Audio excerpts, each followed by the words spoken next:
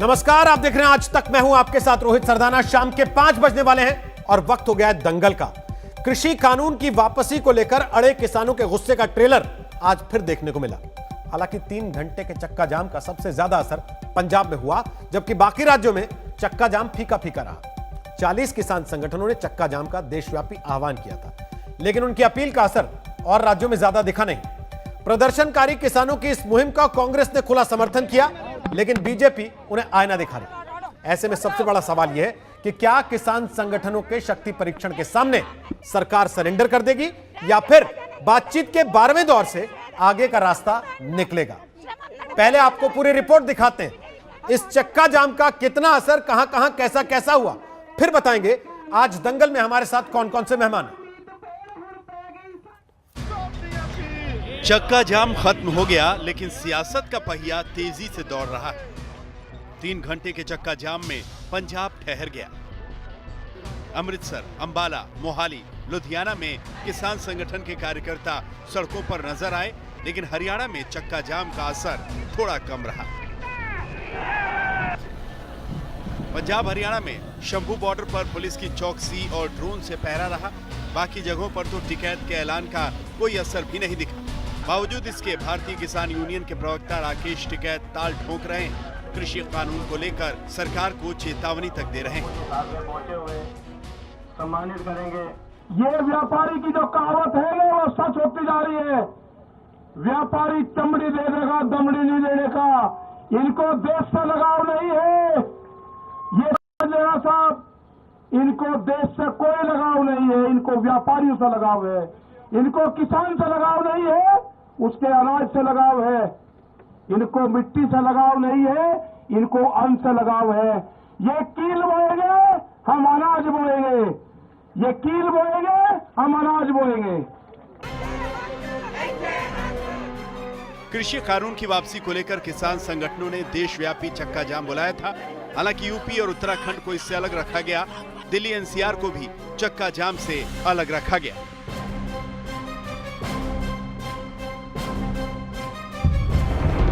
लेकिन कहते हैं ना, दूध का जला छाछ भी फूंक फूंक कर पीता है। सो दिल्ली पुलिस ने पूरी तैयारी कर रखी थी। 26 जनवरी की हिंसा से सबक लेते हुए दिल्ली के अंदर और सीमाओं पर करीब 50,000 जवानों की तैनाती थी, जिसका असर ये हुआ कि किसी ने दिल्ली की सीमा में घुसने की हिमाकत भी नहीं की। ड्रोन से सिंघू बॉर्डर की निगरानी की गई। वहीं गाजीपुर बॉर्डर पर तंबू गाड़ कर बैठे किसान नेता राकेश टिकैत भी मौके की नजाकत को भांपते हुए केंद्र सरकार पर अपने अंदाज में निशाना साध रहे हैं। ये कांटे बोएंगे, हम बीज बोएंगे। हम फूल बोएंगे, खेती करेंगे। ये कांटे बोएंगे, हम फूल बोएंगे। कृषि कानून के खिलाफ चक्का जाम का समर्थन कांग्रेस ने भी किया। यही वजह है कि जब बहती गंगा में कांग्रेस ने हाथ धोया तो जवाबी हमला भी हुआ।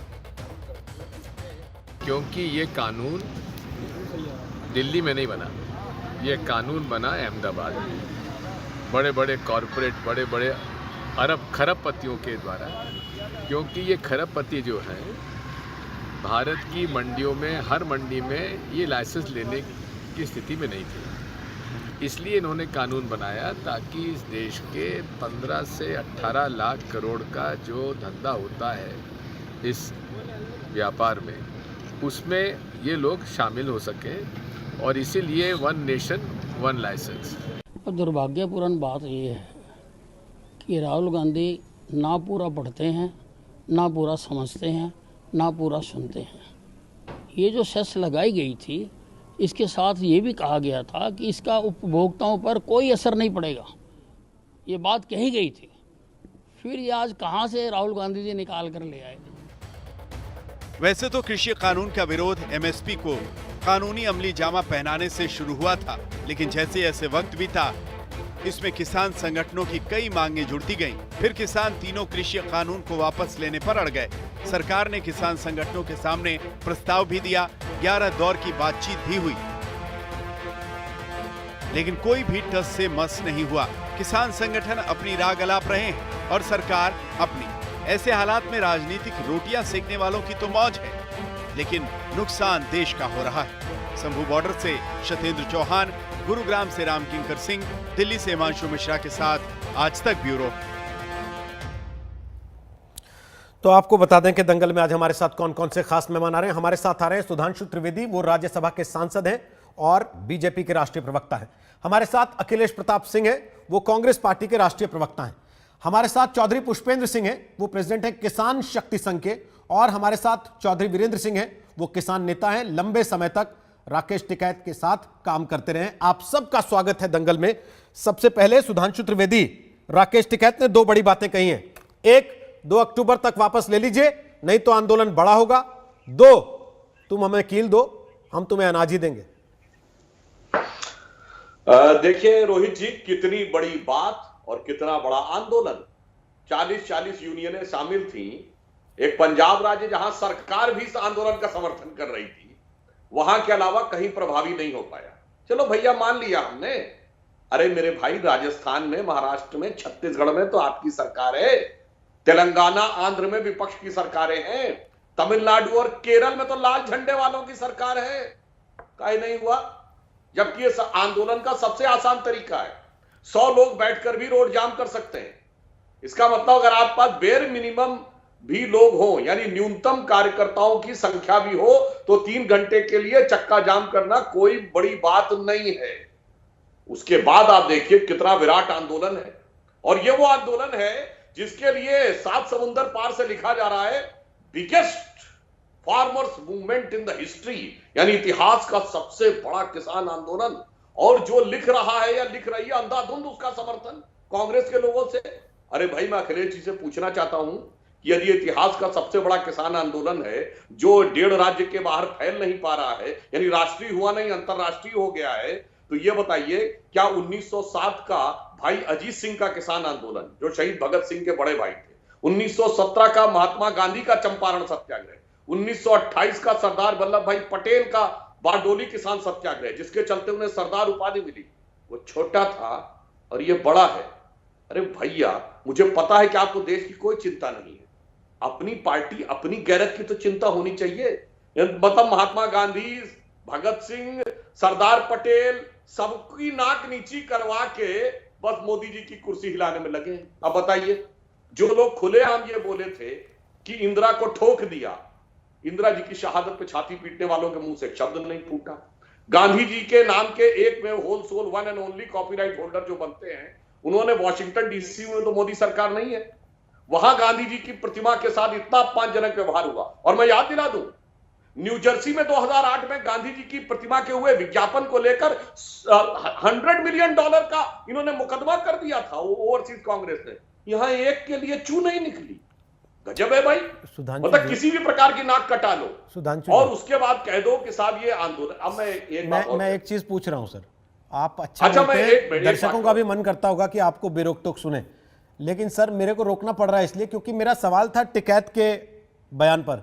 आपने ठुकाई की पूरी कांग्रेस की पलट के जवाब में।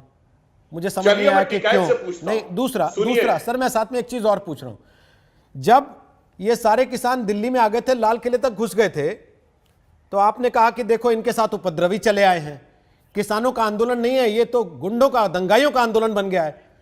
उसके बाद उन्होंने आपसे वादा किया कि नहीं, हम केवल हाईवे पर रुकेंगे और शहरों के अंदर किसी तरीके की कोई ऐसी चीज नहीं होगी जिसके बाद आप हमें रोक टोक या हम पर कोई आरोप लगा सकें। तो आप कह रहे हैं देखो तुम्हारे बस का ही कुछ नहीं है, तुम्हारा आंदोलन तो फुस हो गया। मतलब कहीं तो छोड़िए ना। चलिए, आपने बड़ी अच्छी बात कही। राकेश टिकैत जी ने उस समय कहा था लाठी गोटी लेके आना, बक्कल अक्कल उखाड़ देंगे। अब इसलिए मजबूरी है पुलिस को बक्कल गाड़ने पड़े।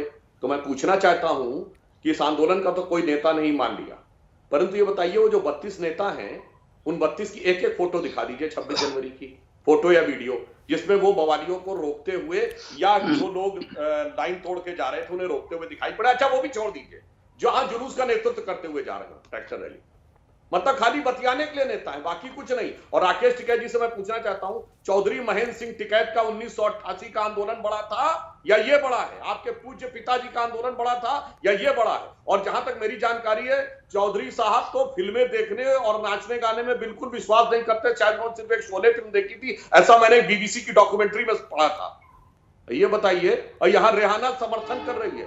अरे भैया, आप भी चलिए ना, किसान ध्यान रखिए, अपने परिवार की तो परंपरा और गरिमा के ऊपर उत्तर दे दीजिए ठीक। कि आपके पूज्य पिताजी का अपमान नहीं है ये कहना कि उनका आंदोलन बहुत छोटा था और ये बड़ा है। ठीक है, मैं अभी पुष्पेंद्र जी से जवाब लेता हूं उसका, और वीरेंद्र जी के पास भी चलूंगा, लेकिन उसके पहले अखिलेश जी बड़ी देर से आपकी बातें सुन के मुस्कुरा रहे हैं।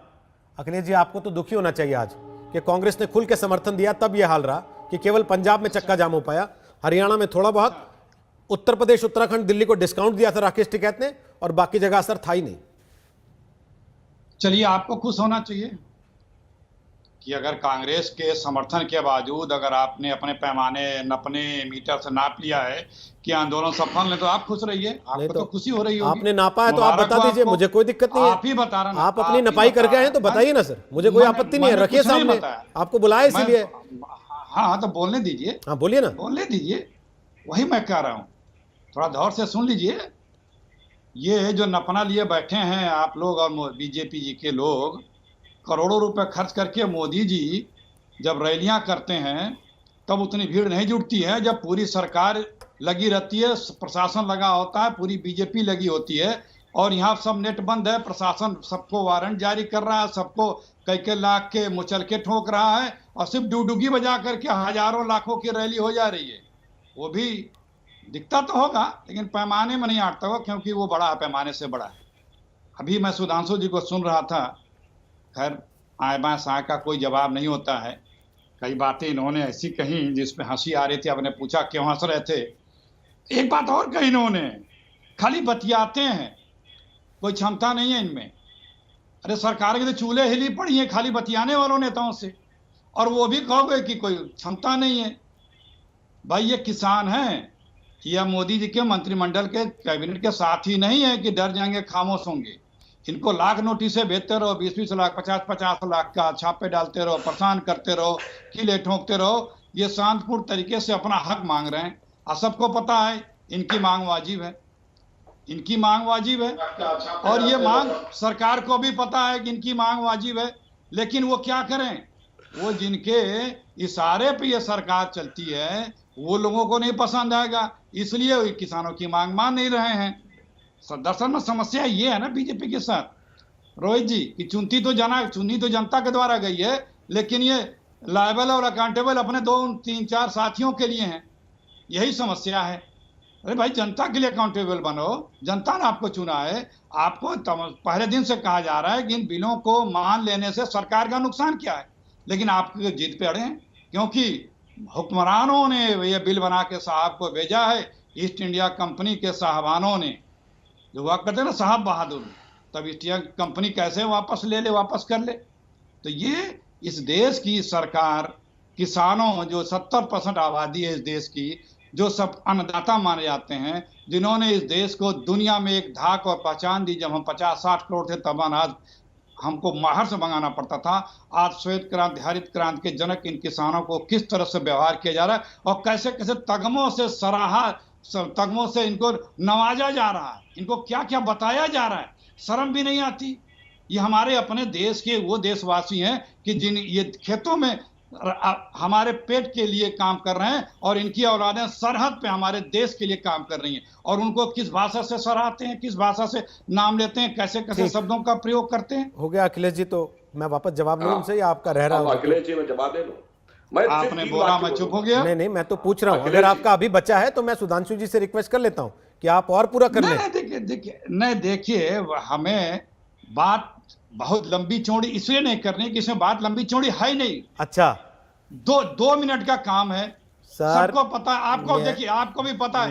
एक सेकंड, मुझे कुछ नहीं पता, मैं आपसे पूछ रहा हूं। मेरी बात सुन, मुझे पता होता तो मैं आपको नहीं बुलाता ना पूछने के लिए, ना सुधांशु जी को बुलाता, खुद ही बता देता बैठ के। अरे मैं जो बता रहा हूँ वो आपको पता है ना, वो जो मैं बताने जा रहा हूँ। देखिए, आपको भी जानकारी है, आप लोग भी स्टडी करते हैं, सब इसी समाज के हैं। इन कृषि बिलों में कोई ऐसी बात नहीं है जो उससे सरकार का कुछ परेशानी हो रही हो, किसी कानून का उल्लंघन हो रहा हो। इनको किसानों की मांग मान लेने से बदल देना चाहिए। जाता क्या है, अभी आपका प्रोमो सुना था, बीच में सुन रहा था कि ये बोल रहा था कि सरकार का सरेंडर करेगी। क्या सरेंडर की बात ही नहीं है, सरकार को सुनने की बात है। हम ये नहीं कह रहे कि हमारी सरकार है, देश की सरकार है। ठीक है, चलिए अब सुन लेते हैं उनकी बात। बोलिए सुधांशु, जवाब दीजिए उनकी बात का। अब अखिलेश जी ने जो पहला शब्द बोला था उसी से मैं बोल रहा हूं। उन्होंने कहा आए बाएं साएं। अब मैं 3 वाक्य बोलूंगा, आए बाएं साएं सामने आ जाएगा। ये कांग्रेस तो वही पार्टी है ना जिसने 2 करोड़ किसानों के साइन करके दे दिए थे। रोहित जी यदि 2 करोड़ साइन करने को आए थे तो 10 करोड़ तो उसमें, यानी उसके परिवार के यदि एक वही उतना परिवार ही आ जाता तो 10 करोड़ तो सड़कों पे आ जाते। और 10 करोड़ जिस दिन सड़क पे होते तो क्या होता? तो यह होता कि दीदी के बंगाल में हमारे राष्ट्रीय अध्यक्ष नड्डा जी की रथ यात्रा चल रही होती, चक्का जाम के दिन, उस सरकार में जो हमारी सबसे बड़ी राजनीतिक प्रतिद्वंदी, राजनीतिक दुश्मन है। इसे कहते हैं अखिलेश जी आए बाएं साएं बोलना, यथार्थ न बोलना। अब दूसरी बात आपने कहा, रे कितना नीचे आएंगे, कैसे कैसे लोगों के बारे में बोल रहे हैं। मैं एक ही वाक्य बोलूंगा, 100 साल पहले महात्मा गांधी की कांग्रेस तुर्की के खलीफा के साथ खड़ी थी, आज राहुल गांधी की कांग्रेस मियां खलीफा के साथ आज खड़ी हो गई। अरे कितना नीचे आओगे भाई, कितना क्या करेंगे, कैसे कैसे लोगों को साथ में ले लिया, मैं तो समझ ही नहीं पाता हूं। ये वही कांग्रेस है जहां एक से एक महान विदुषी विदेश की महिलाएं, श्रीमती madam Annie Besant, madam Blavatsky, madam Bhikaji Cama, Mirabehn, वो आती थी कांग्रेस के आंदोलन में भारतीय संस्कृति से प्रभावित होकर। और आज तराना, मियां खलीफा, ग्रेट, क्या हो गया भाई? तराना नहीं सुधांशु जी, रेहाना है। कहां पहुंच गए? तराना नहीं सुधांशु जी, रेहाना है पहली चीज। अरे सॉरी,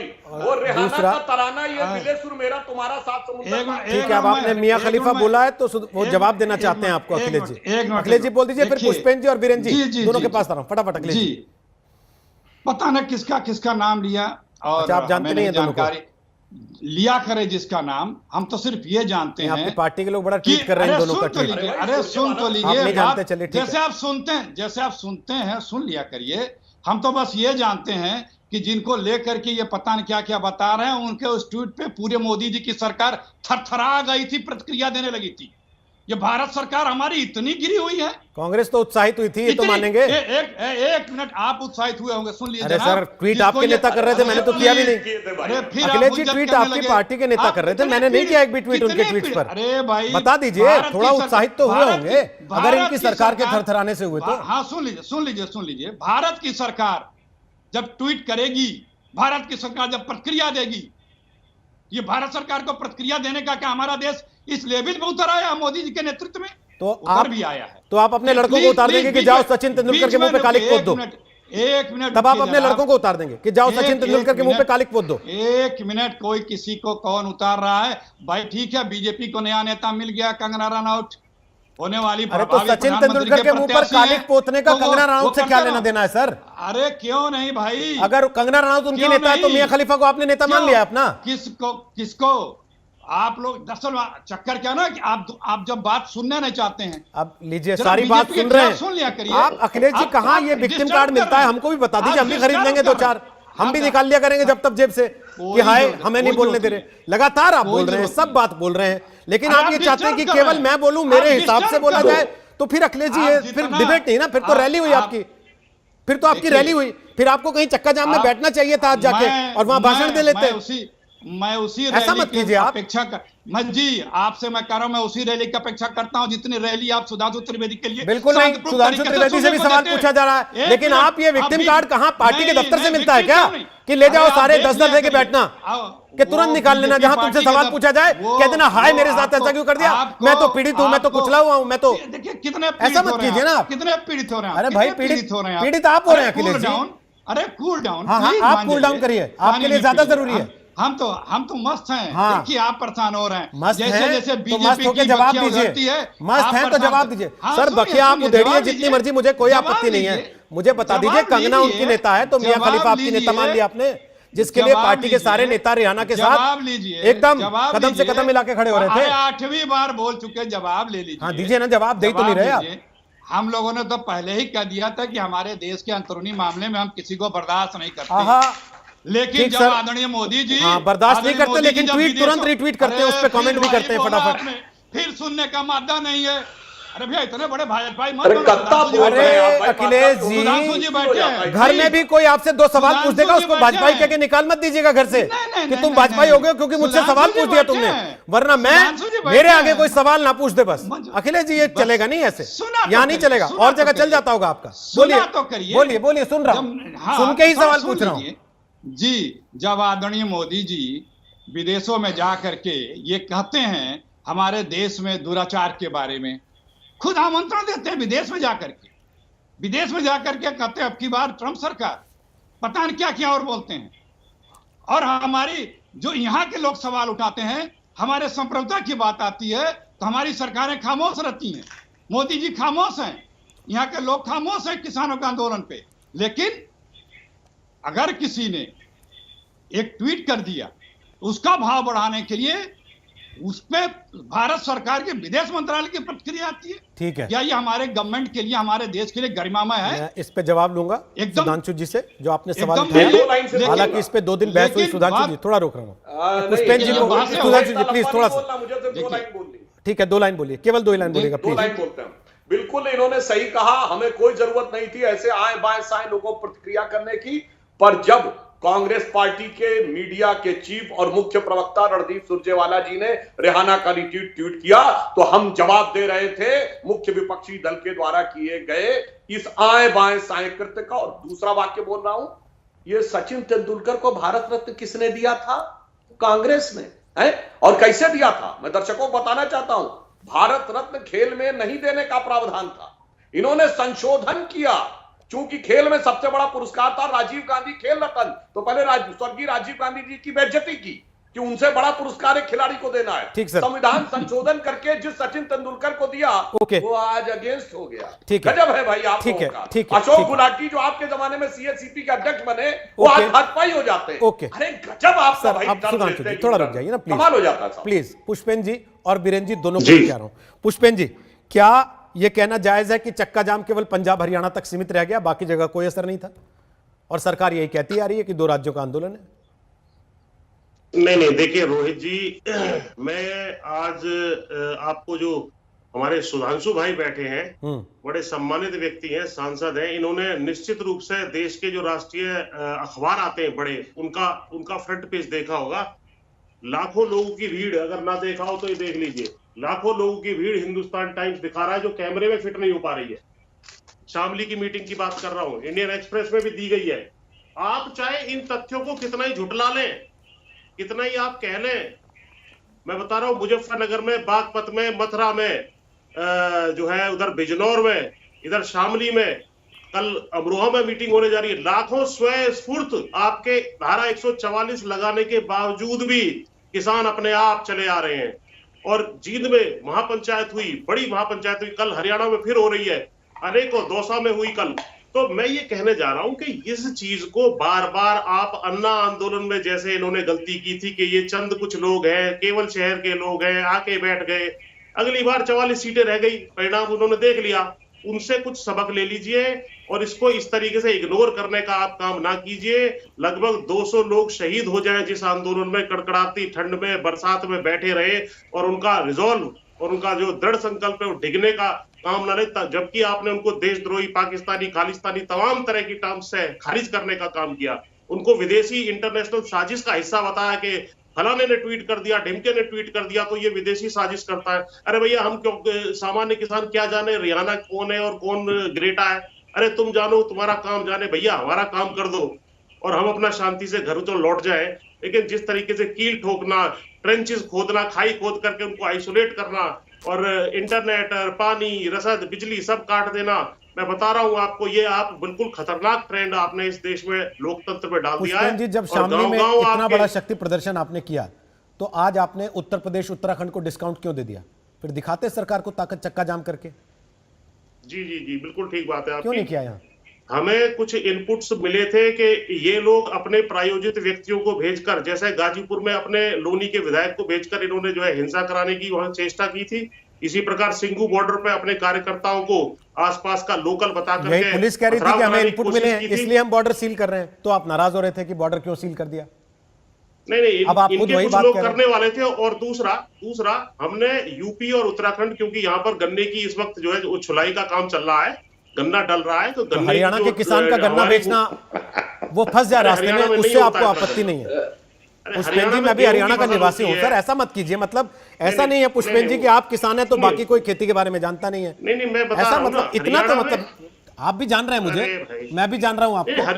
हरियाणा में बहुत छोटी बेल्ट में वो होता है गन्ना। पंजाब और हरियाणा में मुख्य रूप से इस वक्त गेहूं की वो फसल चक्का खड़ी जाम है में फंस जाए और कोई बात बिल्कुल नहीं, ठीक है। यूपी वाले को नहीं फंसना चाहिए क्योंकि वो अपना आदमी नहीं, है। इस वक्त मेजर फसल गन्ने की है और हमने स्टैंड बाई पे इन लोगों को रखा हुआ था। यदि यहाँ कुछ गड़बड़ी होती है तो कम से कम जो है 2-3 लाख आदमी तुरंत 2-3 घंटे के कॉल पर यहाँ पहुंच जाए। ये कॉल थी, ये योजना थी, तो इसमें कोई आश्चर्यजनक बात नहीं होनी चाहिए।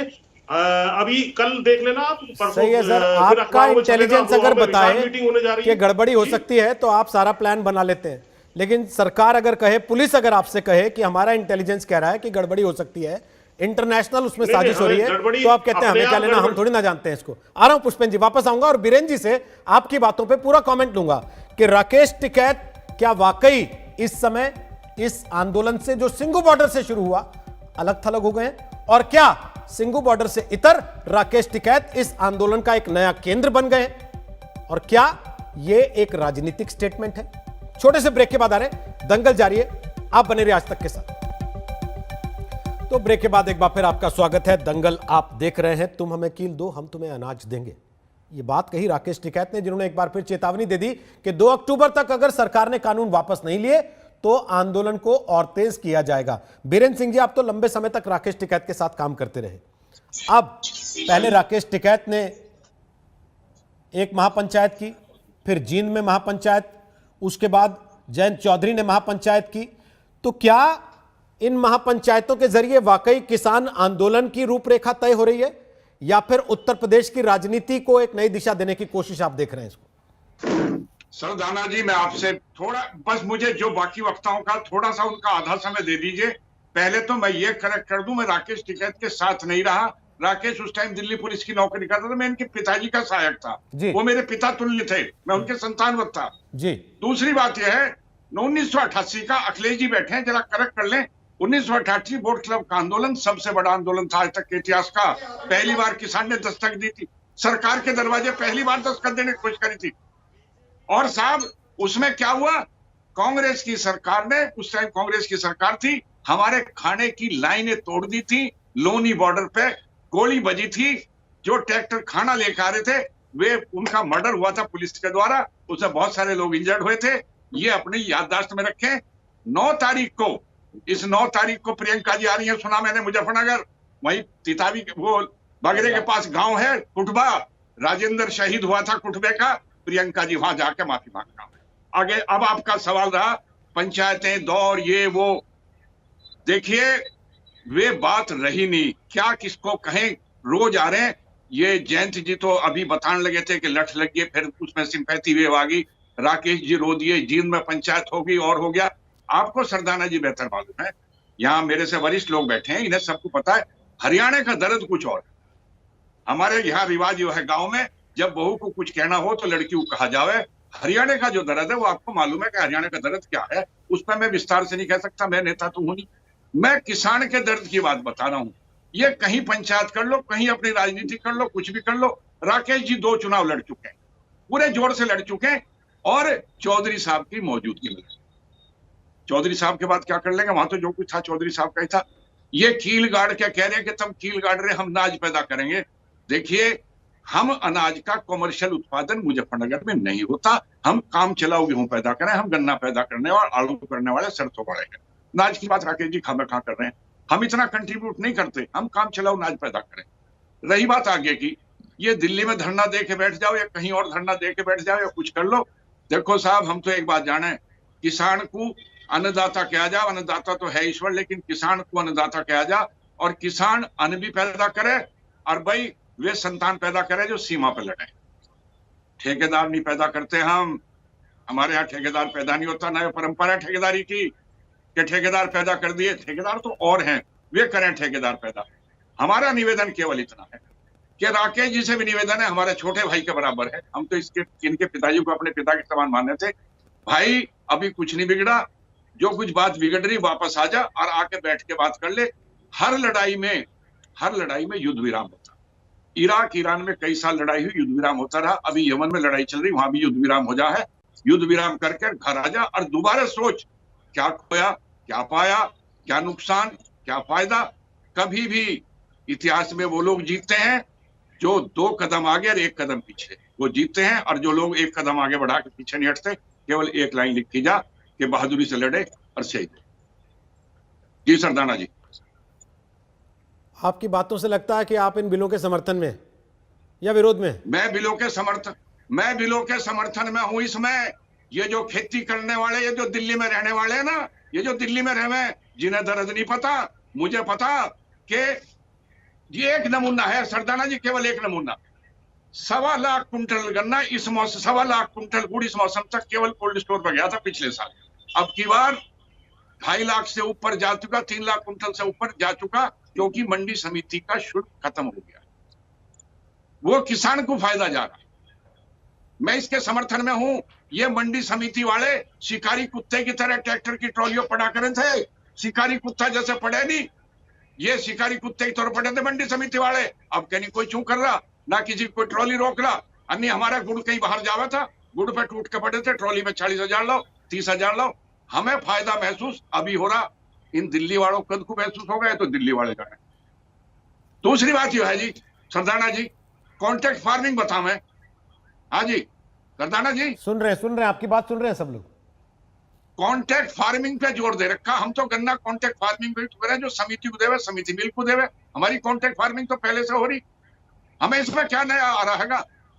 और रही बात एमएसपी की, मैं इकट्ठी निपटा दूं। एमएसपी कंपलसरी करके क्वालिटी की गारंटी कौन देगा, ये बता दो मुझे तो कोई। भाई क्वालिटी गारंटी कौन देगा क्वालिटी गारंटी? आपकी बातों का जवाब लेता हूं पुष्पेंद्र जी से। पुष्पेंद्र जी बोलिए। अब ये भी किसान है या इनको भी खारिज कर देंगे कि भाई इनको नहीं पता? नहीं देखिए, बात सुनो। कुर्ता पजामा जो पहन ले, जो एक बिरादरी में पैदा हो गया वही किसान है, चाहे खेती करे या ना करे। ठीक, बोले पुष्पेंद्र जी, अब जवाब दीजिए उनकी बात का। देखिए, चौधरी साहब की बात का सम्मान करते हुए केवल ये कहना चाहता हूं कि एमएसपी की गारंटी वाली जो बात कही जा रही है, जो प्रमुख मांग है, क्या इन्होंने मान ली? नहीं मानी। दूसरा, जो बिलों को वापसी वाली बात है, क्या इन्होंने मान ली? नहीं मानी। सस्पेंड करने की जो बात कही है, इन्होंने कही है, लेकिन सुप्रीम कोर्ट ने वो पहले ही कर दी थी। इन 2 मांगों को लेकर आंदोलन हो रहा है। इसमें हमने बार बार कहा था कि यदि एमएसपी की गारंटी वाला बिल अलग से लिया जाए तो किसानों को दूसरी बात पे समझाना आसान हो सकता है कि कुछ अमेंडमेंट्स के साथ आप मान जाएं। ये बात हम पहले से ही स्टैंड क्लियर मैं अपना कर दूं, ये हम कहते रहे। लेकिन जब ये अड़ गए तो किसान भी अड़ गए कि ठीक है भैया, जब इसमें 4 पैबंद लगने ही लगने हैं इस कमीज में, तो इस कमीज को नई लाए हैं, इसको वापस ले लो और दोबारा अच्छे तरीके से सबसे बात करके, चीत करके सबको जो उसको लेकर के आ जाएंगे। ये मूल चीज है, इसका मूल तत्व ये है। इसमें ये कह देना कि ये बिल ठीक है या खराब है, मैं इनकी किसी बात का सीनियर है, कोई कॉन्ट्रडिक्शन नहीं करना चाहता यहाँ पर, जिससे ये जाए कि भाई किसान नेताओं में कोई ऐसी बात आ रही है। किसानों को अच्छी अपनी फसल का वाजिब दाम मिलना चाहिए। एमएसपी सारे देश में लागू होनी चाहिए। गन्ना जी कॉन्ट्रडिक्शन तो आ गया ना, उन्होंने जो बातें कही उसके जवाब में आप कह रहे हैं भाई बिल वापस लो, इसके अलावा कोई बात नहीं होगी, तो कॉन्ट्रडिक्शन तो अपने आप आ गया। हाँ, सुनिए, जो गन्ने की खेती वाली बात कर रहे हैं, इनसे ये भी पूछ लीजिए कि कितने पैसे का गन्ना डाला, उसका कितना भुगतान हुआ है। कॉन्ट्रैक्ट खेती ये तो है, वो भी 14 दिन में भुगतान का जो है उसमें प्रावधान है, उसके बावजूद भुगतान नहीं हो पा रहा है। उत्तर प्रदेश का ही लगभग 12,000 करोड़ रुपए का गन्ने का भुगतान अभी बकाया है इसी सीजन का। ये बिल आने से आप लोगों का कहना है कि सब कुछ बर्बाद हो जाएगा। इससे पहले आबाद है क्या?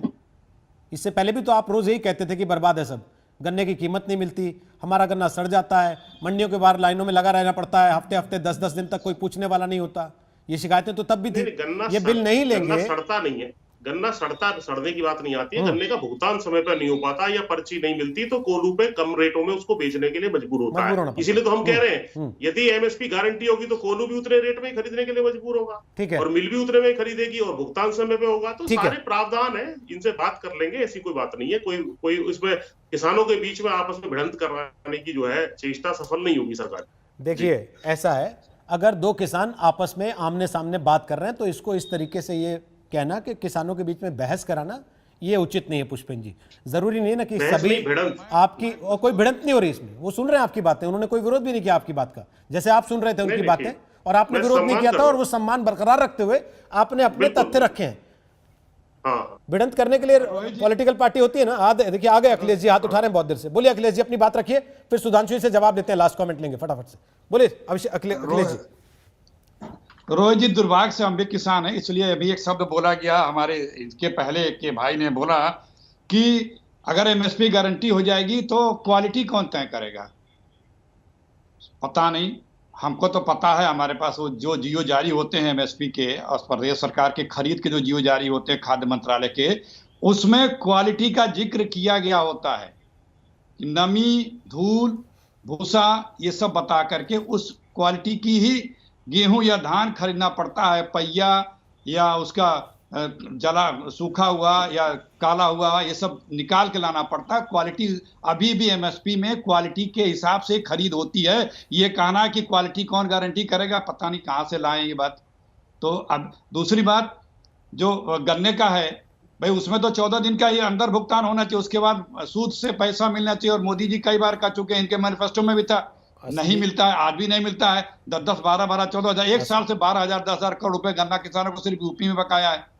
मैं जी आप कुछ कह रहे हैं रोहित? जाने से पहले सुधांशु से कमेंट लेना चाहता हूं, उसके पहले फटाफट एक सवाल पूछ रहा हूं। आज आप एमएसपी की गारंटी के ऊपर इतना जोर दे रहे हैं, इतना समय आपको देश की जनता ने दिया, आपने क्यों नहीं एमएसपी की गारंटी कर दी तब देश में? क्यों नहीं तब उसी समय एक कानून बना दिया पहले? फिर वही बहुत बार इसका जवाब दे चुके हैं। फिर ऐसे तो हर बात का जवाब बहुत बार हो चुका है अखिलेश जी, हर बात का हो चुका है, जितनी बात हुई सबका हो चुका है। दे रहा हूं ना, फिर दे रहा हूं ना। सुनिए, जब एक नया ओवरऑल बिल आप ला रहे हैं, कॉम्पैक्ट बिल आप ला रहे हैं, और इसमें पूरा वन मार्केट आप कर दे रहे हैं, तो अब क्या है अखिलेश जी, इससे पहले क्या किसानों के लिए कोई बिल नहीं आया देश में? प्लीज, इस तरह के बिल कोई नहीं आया। एमएसपी प्रशासनिक आदेश से लागू होते थे। जब आपने इस तरह से इतना कम, एक हर मंडियों से, हर स्टेट की मंडी से आपको परमिशन लेकर के वहां के रूल के हिसाब से आपको खरीद करनी होती थी व्यापारियों को। ठीक है, इसी एक्ट में आपने होर्डिंग बीरेन जी आपकी बात का जवाब दे रहे हैं, खत्म कर दी। बीरेन सिंह जी आपकी बात का जवाब दे रहे हैं, फिर सुधांशु से कमेंट लूंगा। इसी एक्ट में आपने जो परिवर्तन कर दिया, कोई, अब देखिए इसी एक्ट का मैं एक लाइन में जवाब दे रहा हूं आपको। अखिलेश जी, कोई भी व्यक्ति सुन लीजिए, बहुत जरूरी चीज बता रहा हूं। कोई भी व्यक्ति जो एग्रीमेंट भी ना करे, जो किसानों से खरीद भी ना करे, वो व्यक्ति भी होर्डिंग लाखों करोड़ टन का कर सकता है। क्यों भाई बीरेन जी? ये प्रोविजन होना चाहिए। बीरेन जी फटाफट जवाब दे रहे हैं, फिर सुधांशु से कमेंट लेंगे जल्दी। बीरेन जी। मान्यवर, मेरा केवल ये कहना, अखिलेश जी बड़ी सफाई से लोनी बॉर्डर पे फायरिंग हुआ, हमारे किसान मरे थे 88 में, उससे बात को सवाल को टाल गए। प्रियंका जी आके माफी मांगेगी, उस सवाल को टाल गए। मेरा केवल ये कहना, ये राजनीतिक बेरोजगारों का संगठन है जो चिल्ला रहे हैं। बार में हमारे यहाँ जब पहले बैल रहे थे, कौवे बहुत काव काव करे थे, कौवों के काव काव करने से बैल नहीं मरते। ये केवल बेरोजगारी की बात कर रहे हैं, इनका रोजगार लग जाए राजनीतिक, ये राजनीतिक रूप से बेरोजगार है, इसके अलावा कोई समस्या नहीं। सुधांशु त्रिवेदी, आखिरी कमेंट, क्यों नहीं राज्यों पर छोड़ देते?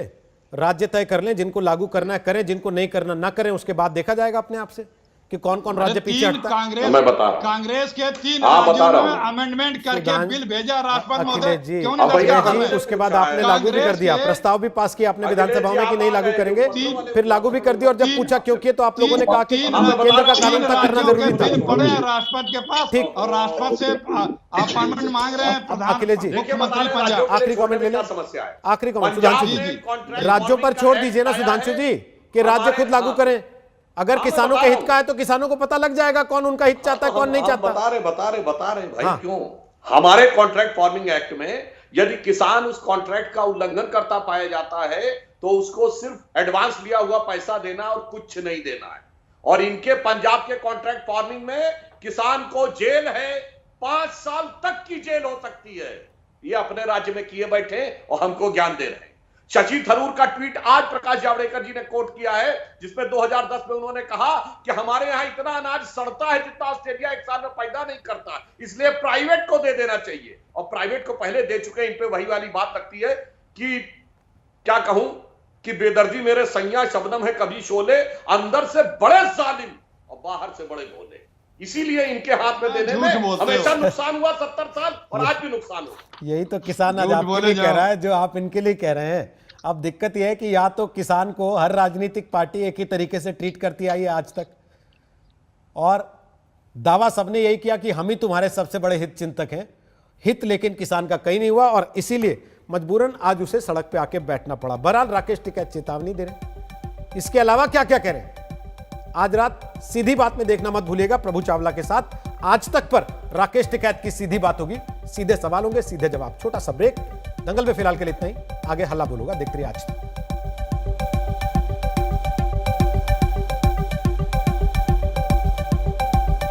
तो ब्रेक के बाद आखिरी पड़ाव पर आपको केवल इतना बता दें कि दंगल आप अपने मोबाइल फोन पर भी देख सकते हैं। डाउनलोड कर लीजिए हमारा मोबाइल ऐप या फिर विजिट कीजिए हमारी वेबसाइट आजतक.in। आगे हल्ला देखते रहिए आज तक।